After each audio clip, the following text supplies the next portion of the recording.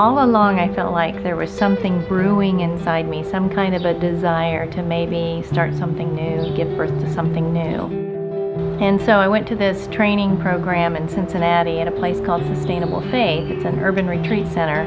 I would find myself being there for the training and then driving home to Indianapolis and thinking, I love what they're doing. At one point, I just sort of blurted it out and said, I'd love to do what they're doing here in Indianapolis. I'm Beth Booram, and my husband and I, David, live in Fall Creek Place in Indianapolis. We have started an urban retreat center called Sustainable Faith Indy. Our vision is to create an urban retreat center where people can come away and find the kind of space they need that's conducive to think and pray and journal and converse about the things that are important to them.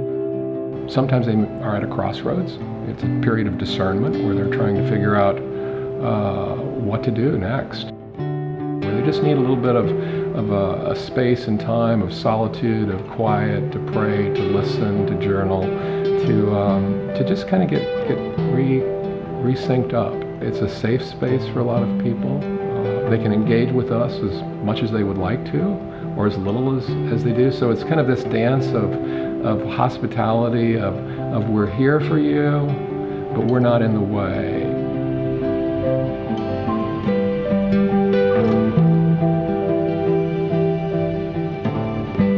When we began to look for this place, for an urban retreat center, we knew what we were looking for in our heart. We were looking for this home that had this feeling of sacredness, maybe deep and strong, like it had good bones, that it was solid, and that it was in a location that was somewhat quiet. At least the street needed to be somewhat quiet, but probably an older home that felt stately and would invite people into almost a more reflective space.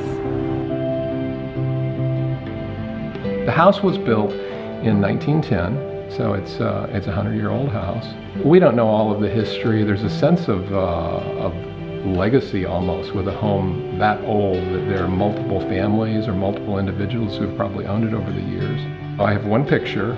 It's a small little photograph taken from across the street, and the house looks awful. It looks tired, it looks run down. The windows almost look like just these kind of droopy eyes as you look at it. But people walk in the door, and they'll just kind of stop, and they'll kind of just take it in, and they feel at peace. There's a certain peace or shalom that I think is a part of the space.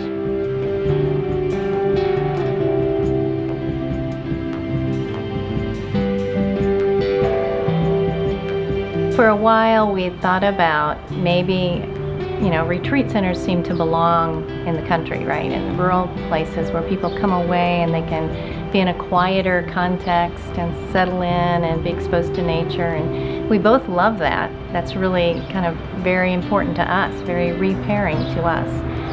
But we came back to this vision of an urban retreat because we felt that it really represents what it means for us to live sustainable lives of faith.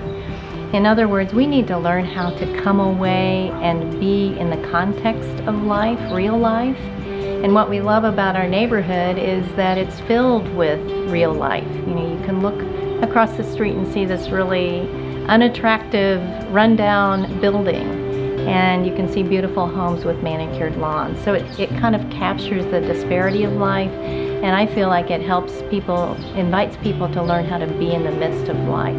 That's why we love being in the city. There's so many things about moving to an urban environment after being in the suburbs that are just kind of, it's like a time of discovery. I just had no idea.